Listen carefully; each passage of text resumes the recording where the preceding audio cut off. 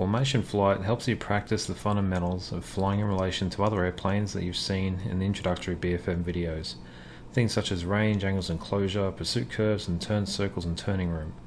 Practicing formation flight will improve your BFM and it will allow you to start learning how to work together with a wingman effectively. A flight is what you consider to be more than one aircraft flying together, and they all operate under a flight lead. This flight lead is the same pilot throughout a mission, and the flights are broken down into individual elements. An element is made up of two aircraft of a lead and a wingman. In a two-ship formation, number 1 is responsible for managing the formation and clearing it of other airplanes, navigation and the mission execution, flying smoothly at a reduced power setting so number 2 can maintain his position, and he also monitors number 2. Number 2 will clear the formation as well, but he'll focus on 1's 6 o'clock. He'll maintain formation position and won't collide with number 1. He'll also need to be ready to take over number 1's responsibilities if they want to swap roles. Now we'll learn about the basic fingertip formation. This is a close formation you use during departures and arrivals, flying through weather, or at air shows. As number 2, your position is going to be slightly lower than number 1 and 30 degrees behind his 3-9 line, without overlapping the wingtips. When we talk about formations, there's always a correct position, and regardless of the formation, you need to hold that position. If you're behind that position, this is known as being sucked. If you are forward of that position, that's known as being acute.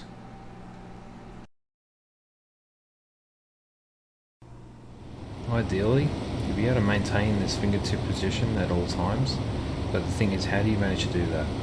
This position is maintained through almost constant inputs of pitch, throttle and bank in response to seeing little deviations from the expected sight picture for whatever formation you're in. So it's a matter of being able to recognise these small deviations and make corrections in pitch, throttle and bank before they get out of hand. And that's what we're going to look at how to do next. So here we're going to look at how the throttle, pitch and bank all affect your relative position to number 1 when flying in any formation. So we'll be using fingertip in this example. Right now, the size of number 1 is pretty stable. If I was to bank away from number 1 very slightly, we're going to have a difference in headings, and this is going to cause me to start flying away from him. You'll notice you start flying away because he's going to get smaller and smaller. And the sooner you can recognize this visual cue, the sooner you can bank back towards 1, get that small difference in heading again, and begin reducing the lateral separation between you so you get back to the correct position. The larger this difference in headings is, the faster the lateral spacing is going to change, so be careful you don't make your bank too much, or else you'll end up not being able to control the closure and end up overshooting behind number 1. Now the throttle, if I increase it, it's going to increase my power, which will increase my airspeed relative to number 1. Well, this will end up happening, we move out in front of our desired position. You see here, 1 starts moving back, so we're now ahead of where we want to be. This is an acute position. So if we reduce power, we're going to start coming back, but if we let it go back too far, we're going to end up in a sucked position, which is behind where we want to be. So to fix this, we've increased our power a little bit. We start moving forwards.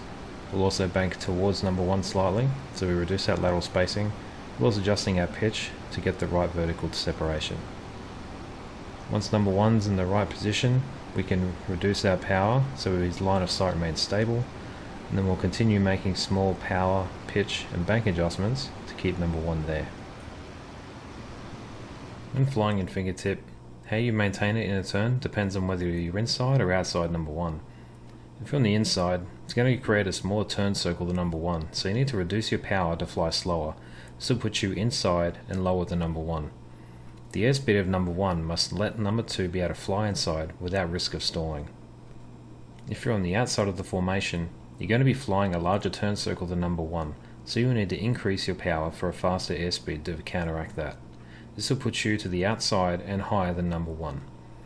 The airspeed of number 1 must allow number 2 to fly to the outside without being in a sucked position.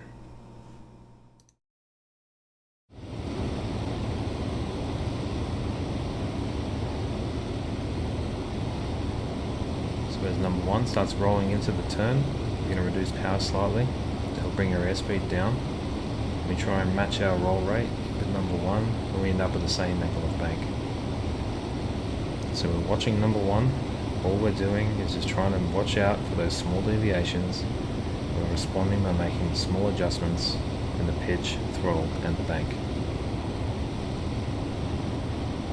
If you're practicing this with a friend and you're number one, make sure that as the number one, you're going to make sure you communicate your angle of bank and your power settings accordingly. And you don't want to make any large adjustments either. Fly nice and smooth, and if you have to make any power changes, make them smoothly.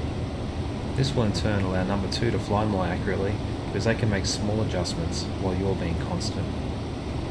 If you as number one aren't being smooth in your flying, you can't expect number two to be smooth and he'll be all over the sky trying to make large adjustments.